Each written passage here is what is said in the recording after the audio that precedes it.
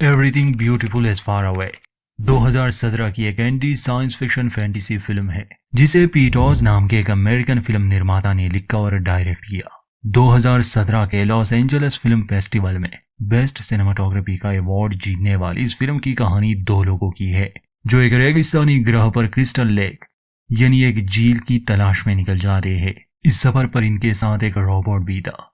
ये फिल्म सीधी सादी है, इसमें इंसानी भावनाओं और प्रकृति पर ज्यादा ध्यान दिया गया है।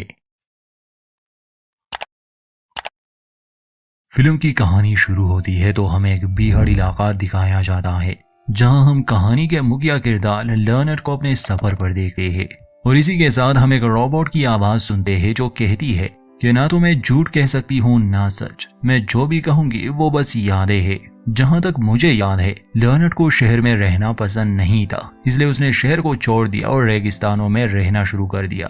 मगर ऐसे बीहड़ इलाके में रहना बहुत मुश्किल होता है, इसलिए उसने मुझे बनाया ताकि उसे यहाँ रहने में आसानी हो। हम जहाँ भी जाते एक साथ जाते, मैं उसका ख्याल रखती थी। मगर गुजरते समय के साथ रेत ने मेरे बनावटी शरीर को खराब कर दिया। पहले मेरे पैर टूट गए और फिर कमर। मैं चलने के काबिल नहीं रही और मेरा शरीर टूट गया। जब लर्नर को कोई बैकअप बैटरीज ना मिल सकी तो मेरा कॉर्टेक्स बंद हो गया। मगर पूरी तरह बंद होने से पहले लर्नर ने मुझसे वादा किया था कि वो मुझे फिर से ठीक करेगा, मुझे एक नया शरीर देगा। ये सब हुआ था आज से 982 दिन पहले। इस नरेशन से हम दर्शक जान पाते हैं कि लर्नट काफी समय से इस रेगिस्तान में रह रहा है। यहाँ दूर दूर तक कोई नहीं, मगर अच्छी बात यह है कि यहाँ खाना और पानी मिलता है, जैसे 2-3 तरह खाने के पल। यही वजह है कि इस वीरान इलाके में लर्नट अभी तक जिंदा है और यहाँ रहकर वो काफी खुश भी है। उसे बस इसी बात का दुख है कि उसकी साथी रोबोट खराब है और वो उसे ठीक नहीं कर पाया। अब सिर्फ उस रोबोट का सर ही बचा था जिसे लर्नर अपने साथ हर जगह ले जाता। तो एक दिन खाना खाने के बाद जब लर्नर कहीं जाने लगा तब उसे दूर एक लड़की नजर आई। वो लड़की बेहोश पड़ी थी और उसके मुंह से झाग निकल रही थी। ये देखकर लर्नर जल्दी से कुछ दवाओं से देने की कोशिश करता है। लर्नर जानता था क्योंकि उस लड़की ने यहाँ का एक जहरीला पल खा लिया था। कुछ घंटे बाद जब उस लड़की को होश आया तो लर्नर उसे वो दोनों ही पल दिखाता है। जिस पल पर ये लाल रंग का निशान होगा वो जहरीला नहीं, उसे खाया जा सकता है, और जिस पर नहीं वो जहरीला है। दोनों दिखने में तकरीबन एक जैसे है। इस लड़की का नाम रोला था। रोला उसे देख रही थी, उसकी बातें सुन रही थी, मगर अपनी जान बचाने के लिए वो शुक्रिया नहीं कहती और वहां से चली जाती है। इस लड़की के पास ज्यादा सामान नहीं था और इस रेगिस्तान में जीने के लिए काफी कुछ जरूरी होता है। लर्नर भी इस बात को नजरअंदाज करके आगे बढ़ गया। शहर में रहने वाले लोगों ने रेगिस्तान के बारे में अजीब अजीब और डरावनी कहानियां बनाई थी, इसलिए अगर यहाँ कोई इंसान मिल भी जाए तो वो एक दूसरे पर ज्यादा भरोसा नहीं करते। यहाँ इस रेगिस्तान में कुछ जगहों पर सामान भी मिलता है, जैसे कोई ये सब छोड़कर जा चुका हो, या ऐसा लगता है जैसे कोई यहाँ रहता था और रेत के तूफानों की वजह से वो सब धंस गए। ऐसा ही कुछ सामान लर्नर को नजर आया तो वो उसमें अपने रोबोट, जिसका नाम उसने सूजन रखा था, उसके लिए बैटरीज ढूंढने लगा। मगर जैसे ही वो एक डब्बे को खोलने वाला था अचानक से वो डब्बा फट जाता है, जिससे लर्नर वहीं गिर गया। उसके सर में लोहे का एक टुकड़ा भी फंसा था और पिछले 982 दिनों से सूजन भी ऑफलाइन है, इसलिए वो भी कोई मदद नहीं कर सकती थी।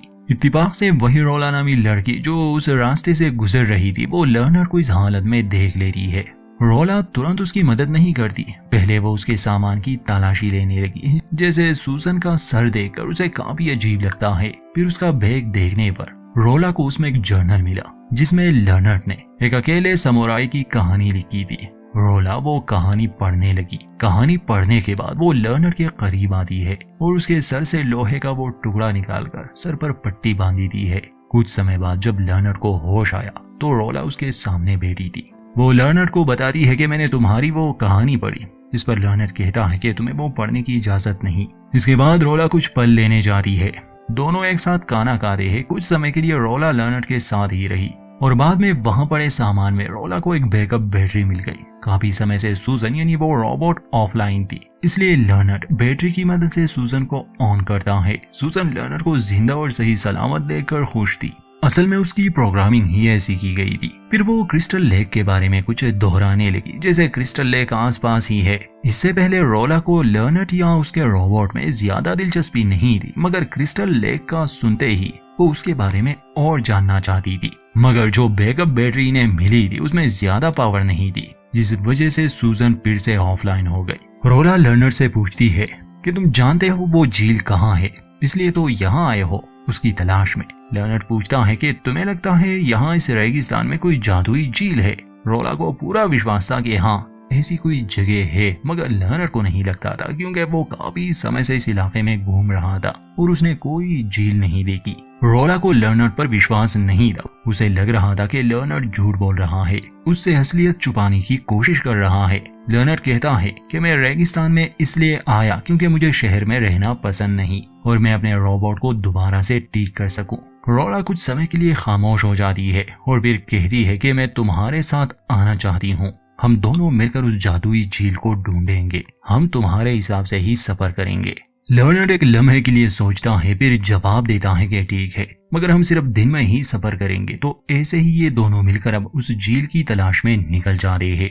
लर्नट के रोबोट यानी सूजन को ऐसी किसी चीज के लिए उसने खुद डिजाइन नहीं किया था, तो उसे खुद भी हैरानी हुई कि उसके प्रोग्राम में एक झील को लेकर जानकारी कहां से आई। और ये तो तभी उन्हें पता चलेगा जब सूजन फिर से ऑनलाइन होगी, जब उन्हें कोई बैकअप बैटरी मिलेगी तब। रोला शहर से आई थी, रेगिस्तान में कैसे खुद को जिंदा रखना है इसमें वो इतनी माहिर नहीं थी, मगर हर दिन लर्नट उसे सिखाता। लर्नट को काफी कुछ मालूम था और अक्सर उसे खाने की बहुत अच्छी चीजें मिल जाती। एक दिन वो रोला को पानी निकालने वाला यंत्र देकर कहता है कि जाओ और तुम पानी निकालने की कोशिश करो। आमतौर पर लर्नट को जमीन में अलग जगहों पर इस पाइप को लगाना पड़ता और फिर किसी एक जगह में तो पानी जरूर मिल जाता। रोला कोशिश कर रही थी, तब उसे दूर रोशनी दिखी। वो लर्नट को इस बारे में बताती है और वहां जाने की बात करती है, मगर लर्नट समझाता है कि तुम्हारा मकसद है उस झील को ढूंढना। अगर तुम ऐसे ही इधर उधर भटकती रहोगी तो तुम वो चीज कभी भी हासिल नहीं कर सकोगी जिसके लिए तुम आई हो, और हमारी इस यात्रा का कोई मकसद नहीं रहेगा। रोला इन बातों का बुरा मान जाती है। वो पानी ढूंढकर नहीं ला रही, इसलिए लर्नट ही पानी ढूंढने में लग जाता है। अपनी नाकामी की वजह से रोला वो पानी नहीं पीती। अगले दिन ये फिर से अपनी यात्रा पर निकल जाते हैं। इस बार रोला को मिंट के कुछ पौधे मिल गए, जिसके कुछ पत्ते वो लर्नट के पानी में मिला देते हैं, जिससे पानी का स्वाद काफी अच्छा बन गया। चलते चलते इन्हें एक और इंसान दिखा जो इसी ओर आ रहा था। किसी पर भरोसा करना खतरे से खाली नहीं था। खैर लर्नट हाथ हिलाता है ताकि वो इंसान समझ जाए कि ये एक दूसरे को नुकसान नहीं पहुंचाएंगे।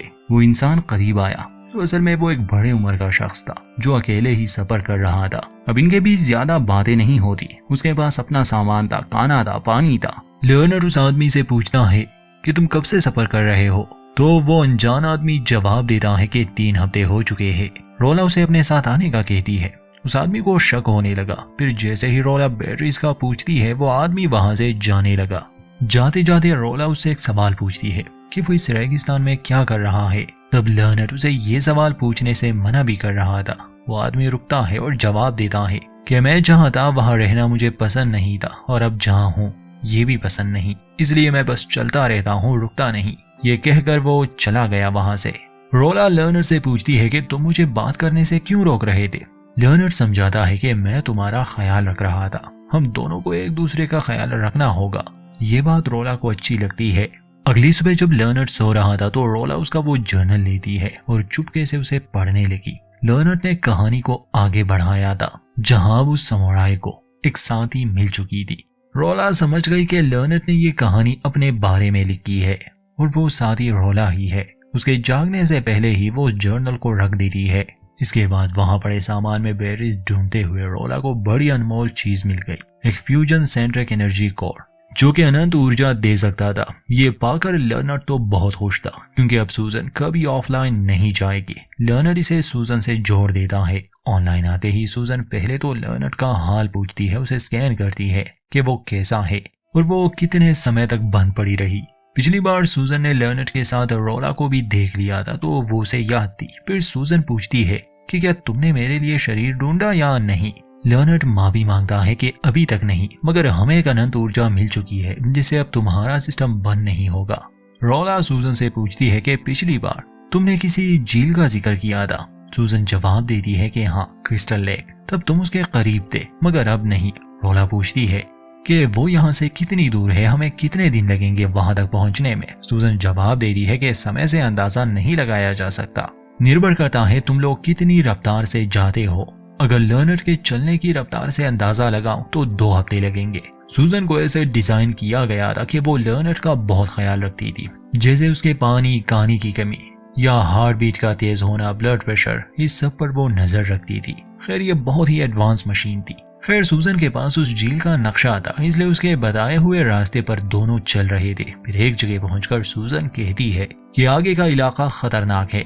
यहाँ रेगिस्तान के इस इलाके में खाने को तो कुछ ना कुछ मिल जाता है, मगर अब जहाँ तुम दोनों कदम रखने वाले हो वहाँ खाना नहीं है और ये सफर कई दिनों का है, तो हो सकता है कि तुम दोनों ही वहाँ तक ना पहुँच पाओ। रोला कहती है कि यहाँ जितना भी खाना हमें मिलेगा हम उसे अपने साथ ले जाएंगे। रेगिस्तान में आने का मकसद लर्नर का ये नहीं था, इसलिए उसे डर था कि कहीं वो मर ना जाए, मगर रोला के खातिर वो आगे सफर पर निकल जाते हैं, जो कि दोनों के लिए बहुत मुश्किल था। चलते चलते एक दिन रोला का इरादा बदल गया। वो वहाँ पड़े सामान में कुछ ऐसा ढूंढने लगी जिससे वो सूजन को एक नया शरीर दे सके, मगर लर्नर उसे रोकता है और पूछता है कि क्या तुम उस झील को नहीं ढूंढना चाहती? तो वो जवाब देती है कि ढूंढना चाहती हूँ, मगर मुझे लगता है सूजन को शरीर देना भी हमारा मकसद है। वो सूजन से पूछती है कि क्या तुम ऐसा नहीं चाहती? तो सूजन कहती है कि अभी हमारा लक्ष्य ये नहीं है, हमें उस झील को ढूंढना होगा। तुम्हारी ऊर्जा खत्म हो रही है, खाने को कुछ नहीं है, तुम दोनों ही मर जाओगे अगर आगे नहीं बढ़े तो। मगर सूजन इन बातों को नजरअंदाज करके लर्नर के जज्बात समझ गई थी। वो कभी सूजन को ठीक नहीं कर सका और अब उसे लग रहा था जैसे उसने अपनी जिंदगी का मकसद खो दिया हो। सूजन वैसे तो बंद रहती थी जब उसके पास पावर नहीं थी, मगर उसकी क्लॉक हमेशा चलती थी, जिससे उसे अंदाजा था कि कितने समय के लिए वो लर्नर के पास थी। इसका मतलब कि वो पहले से ही जान चुकी थी कि लर्नर उसे ठीक नहीं करने वाला था, मतलब उसे शरीर देना। और लर्नर ने सूजन को ऐसे प्रोग्राम किया था जैसे उसमें इंसानी जज्बात हो। मगर रोला लर्नर को हौसला देती है और ये भी कहती है कि जब से मैं तुमसे मिली हूँ तुम्हारी हर बात मुझे पसंद है। तुम कोई मशीन नहीं हो, इसलिए तुम्हारा कोई मकसद नहीं, तुम वही करो जिसमें तुम खुश रहते हो, जाने दो सबको। और तब जाकर लर्नर अपनी सोच बदल देता है और रोला के साथ खुश रहने लग जाता है। मगर समस्या ये थी कि अब खाना नहीं था, ये वापस भी नहीं जा सकते थे, इसलिए दोनों बहुत ही परेशान थे। फिर एक दिन इन्हें कुछ फल मिल गए, मगर लर्नर के हिसाब से ये जहरीले हो सकते हैं और सूजन के सिस्टम में भी इसकी कोई जानकारी नहीं थी। लर्नर का मानना था कि इसे खाते ही कुछ ही सेकंड्स में इनकी मौत हो जाएगी। रोला को ऐसा नहीं लगता था, इसलिए वो उस फल को खाने लगी और सूजन 30 तक गिनती है। रोला को कुछ नहीं हुआ, जिसका मतलब कि ये फल जहरीला नहीं, खाने की समस्या तो खत्म हुई। और ऐसे करते करते एक दिन ये लोग उस क्रिस्टल लेक तक भी पहुंच गए, जो कि असल में झील नहीं बल्कि समुंदर था। उसे देखकर दोनों बहुत खुश थे। ये उसकी तरफ भागते हैं और पानी में कई घंटों तक रहते हैं।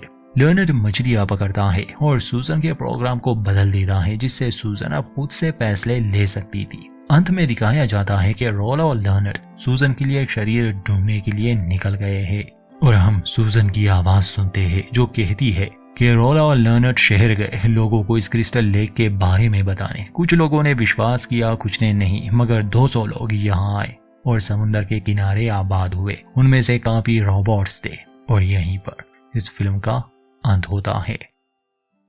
दोस्तों इस फिल्म का मतलब इसके नाम में ही छुपा है। हर वो चीज जिसे हासिल करने में मेहनत लगे या कोई अनदेखी चीज जिसकी तलाश में इंसान निकल जाए, तब जाकर उसे उसकी खूबसूरती नजर आती है। इसके अलावा ये फिल्म तन्हाई की खूबसूरती को भी बहुत अच्छे से दिखाती है। यकीनन ये उस तरह की साइंस फिक्शन फिल्म तो नहीं है जो आमतौर पर हमें देखने को मिलती है, मगर मेरे हिसाब से देखने के लिए ये एक अच्छी फिल्म है। उम्मीद करते हैं हमारी एक्सप्लेनेशन आपको पसंद आई होगी। वीडियो अच्छी लगे तो लाइक करें और चैनल को सब्सक्राइब करना ना भूलें।